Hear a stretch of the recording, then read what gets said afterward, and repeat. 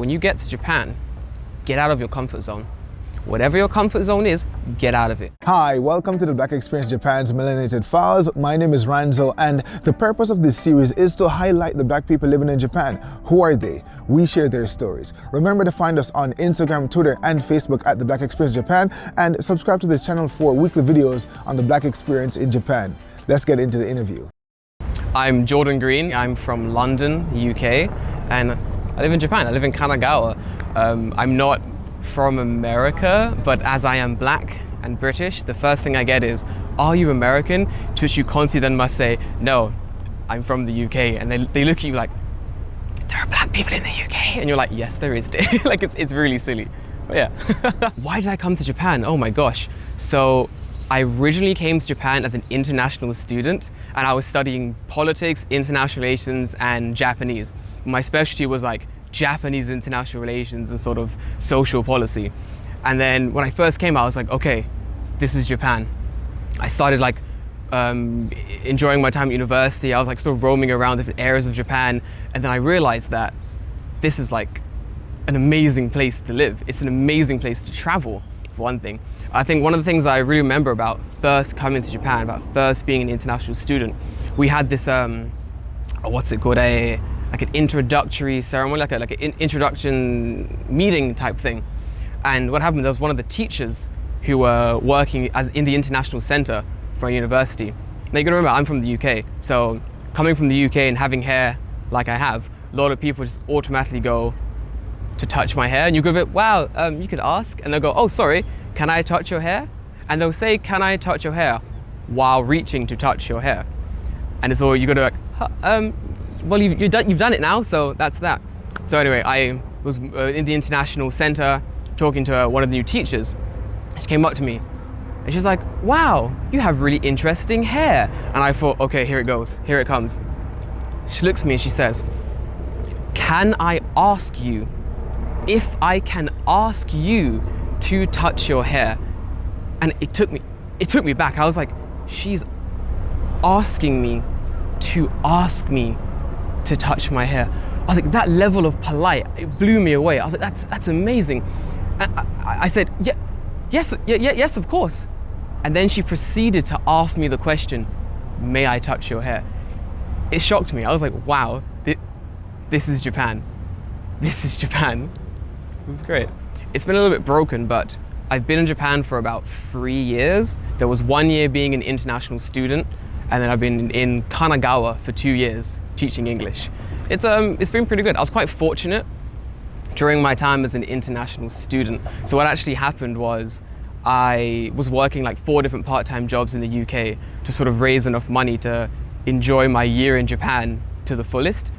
And then out of nowhere, you know, Prime Minister Abe decided to start his like Abenomics, that sort of economic policy, which then sort of lessened the value of the yen quite significantly. But I'd been working all these jobs, been saving all this money, been scrimping and saving. So when I did come to Japan, I had more funds than I knew what to do with.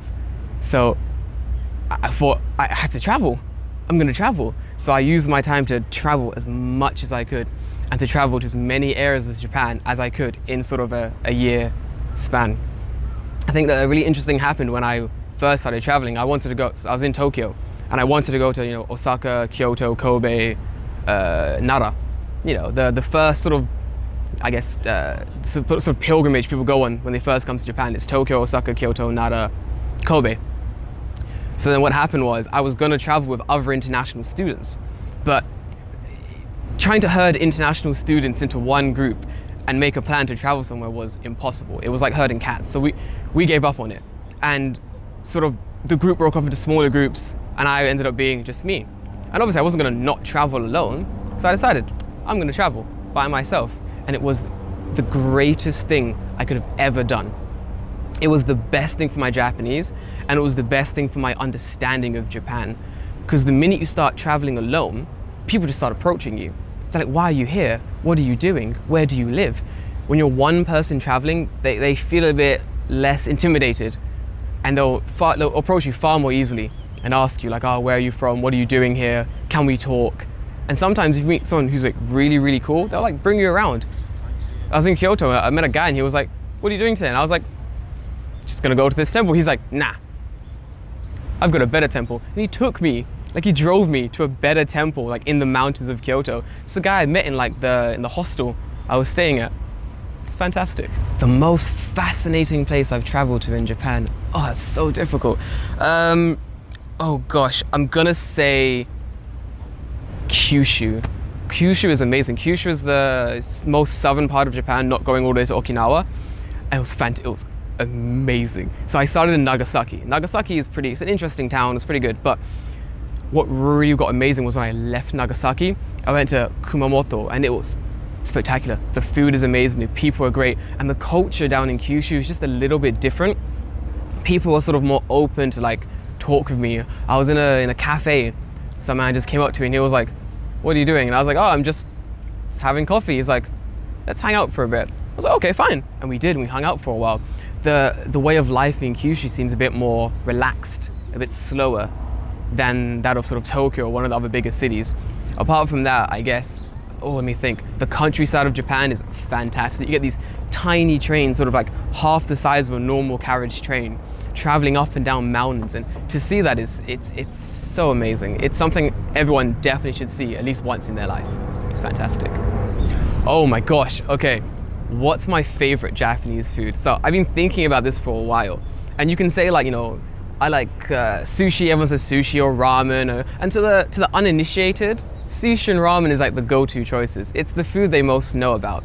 For me, I wouldn't call this my favorite food, but it's a food I thought I would never like. And then once I tried it, I realized it's actually amazing. And it's a thing called takawasa. And it's basically, you get it in bars sometimes. And it's raw octopus cut up into like little cubes and covered in like wasabi and I think soy sauce sort of mixed together. And I hate raw octopus. It's the worst. But for some reason, this dish, it's amazing. It's spicy, it's a little bit chewy.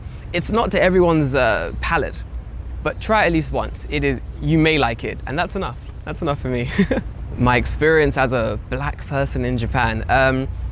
To be honest, I don't have as many horror stories as most people have. I've heard these crazy stories about people viewing on the train and just being sort of, their hair's being grabbed, or people like rubbing their skin and being like, oh, it doesn't come off. Like, I don't have any of those stories, and I'm really happy that I don't. But in the same way, I think that's because the way I sort of carry myself is a bit different to other black people or other foreigners in Japan. I take it upon myself to always sort of make myself into a part of the community that I'm in. And I think it's also because I speak enough Japanese, a good amount of Japanese I would say, to get around to sort of cut people down if they do try something like that. So if someone did come and was like, I'm gonna grab this person's hair, I can say like, "Chotto shitsure?" Isn't that a bit rude? To which they will probably reply, oh, I'm very sorry, I'm really sorry. And then you have a conversation in Japanese about it, about why what they've done is bad, or why, you should be a bit more polite about it. I think that's really important. In the actual community I'm in Kanagawa, I made it sort of a goal to make myself into part of the community before I did anything else. So I came to Kanagawa and I found out sort of who are the old people living in my community, where am I working, what are my shops like, what are my schools like. And I walked around and I made it really clear, like, hey, I live in this community, my name is Jordan, I can speak Japanese, talk to me. If we meet eyes, I'll say like, good morning, ohayou, and they'll be like, good morning, Jordan. And slowly they sort of get to know you. And I think that really does stop any sort of negative interactions you might have with a community you're in. Of course, when you go out to like greater Tokyo, so when I'm in Tokyo, when I'm in like sort of more rural areas that I don't live in, the stairs, well, I'll be walking and just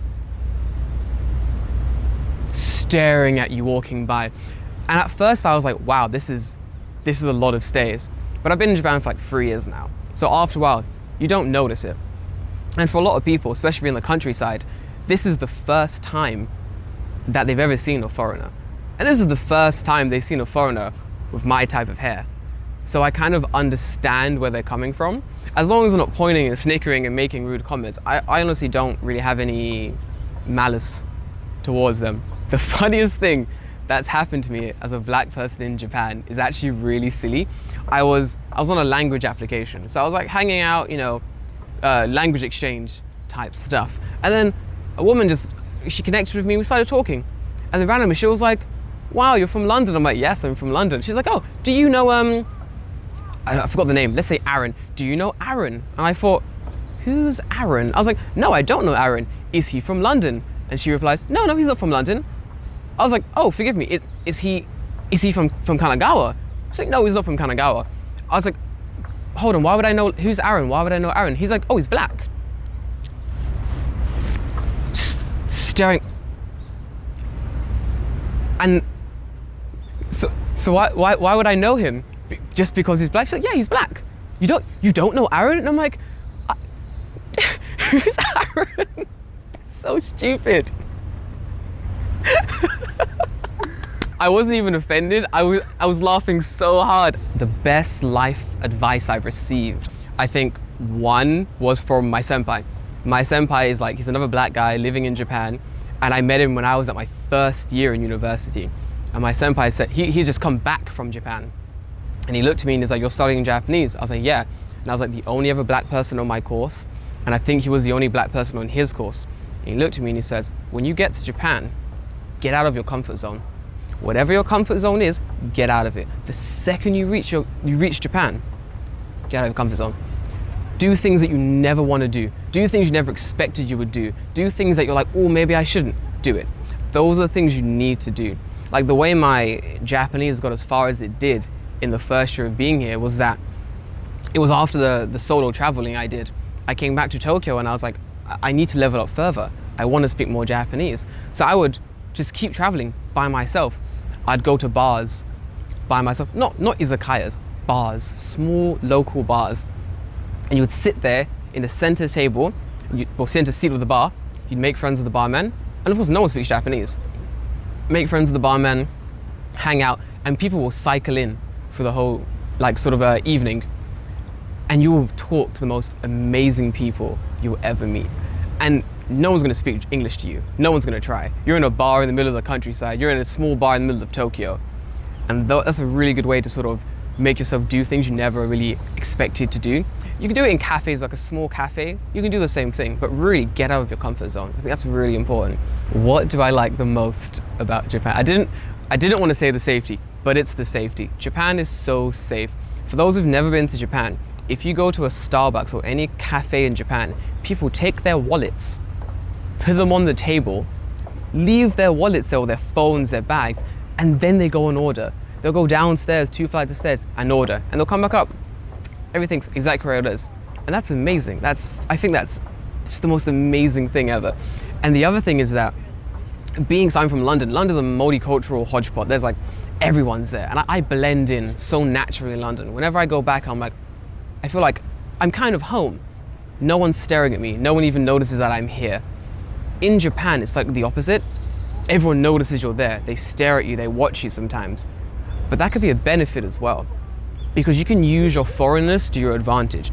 If you come down to a company and you say, listen, this is my CV, I have experience abroad, I've lived abroad, I'm from America, I'm from England, I'm from Europe, I'm from Australia, I speak English, and this way your Japanese comes in handy.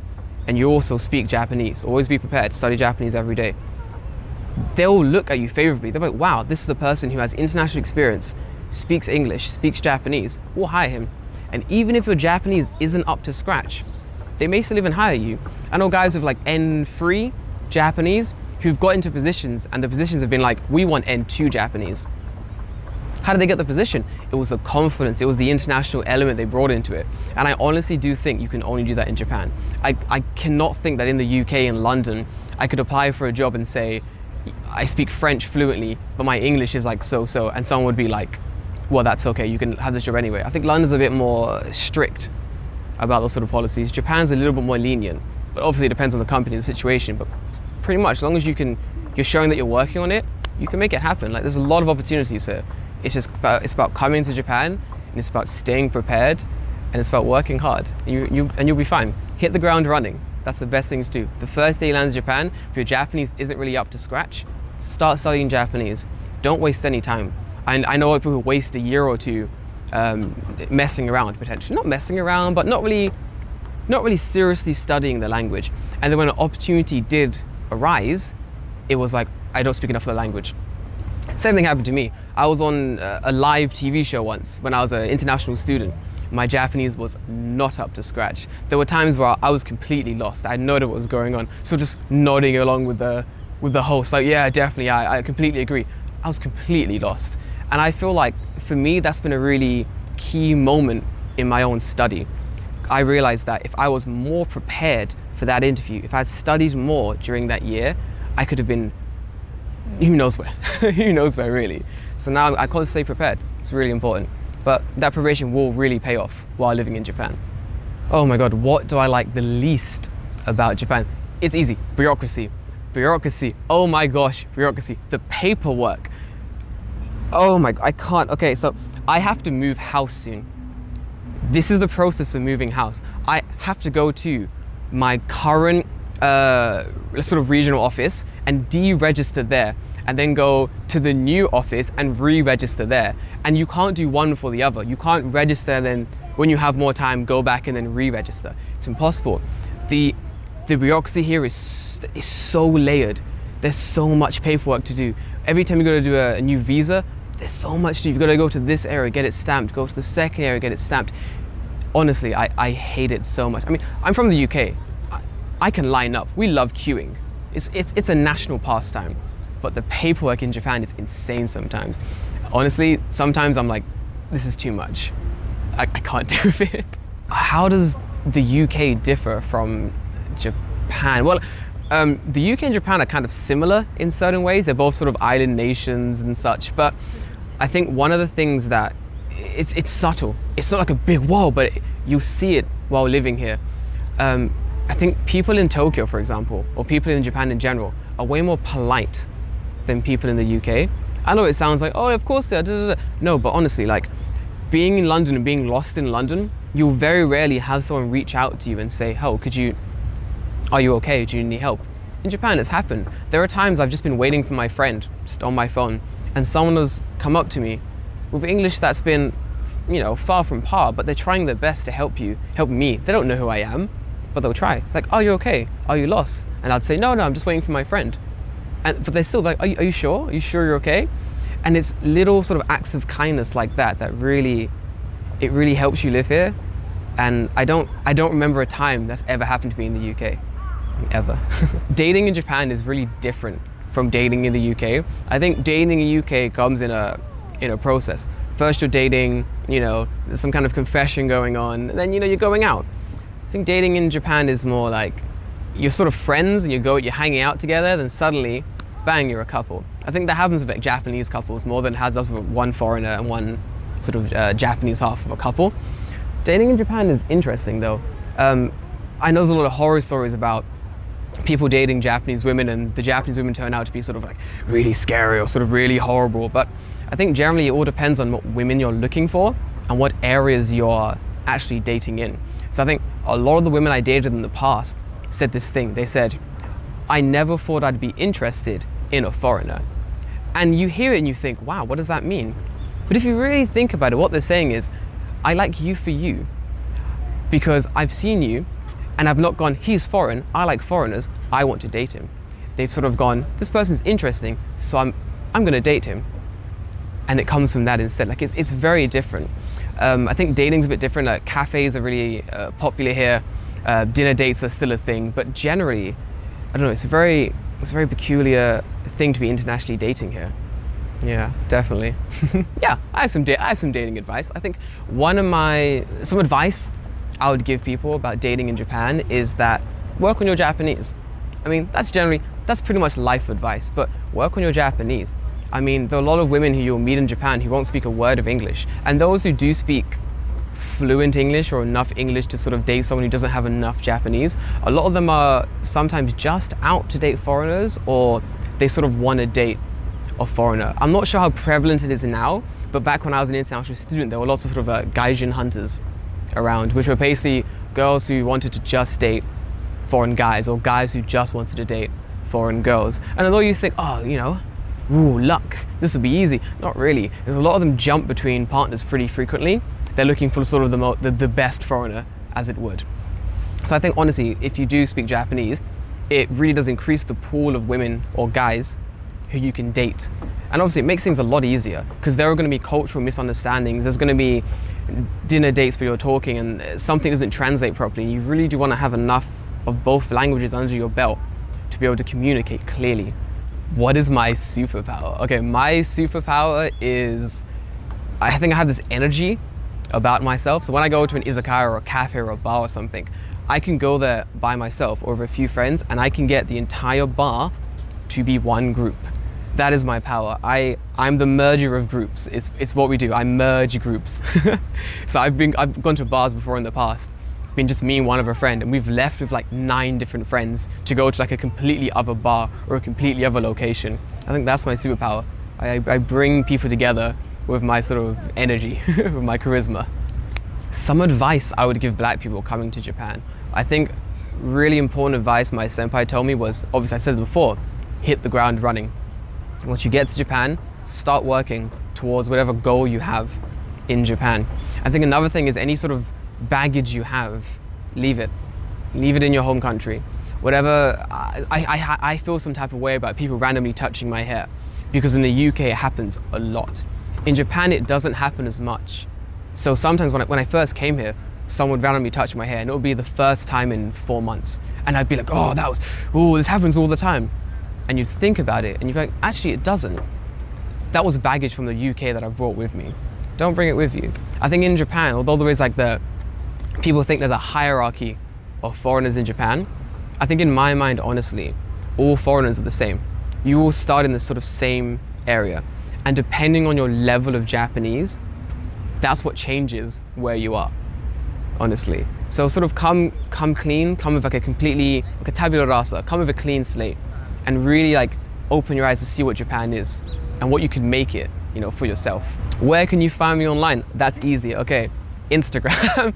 I love photography, I love traveling. So my Instagram is Afro in Japan and I take travel photos, I like put a lot of stories up and I mess around, I hang it in Tokyo. You can @ me there, you can DM me there. I've traveled to half of Japan so far. I've been to 50% of Japan. If you come into Japan, you want any recommendations about where to go, you think, I'm gonna go here, but I don't know what's here, slide into my DMs. I'll definitely help you out. I really do enjoy like sort of preparing people for what they'll experience when they come to Japan and helping people travel to different areas of Japan. So that's Afro in Japan on Instagram. I was staring at my phone like, who's Aaron? Why have you done this to me? Thank you so much for watching. If you or someone you know would like to be featured, send us a message through our Facebook page or Instagram at @theblackxjp or via our website, blackxjp.com. Thank you so much for watching. We'll see you next time. Bye for now.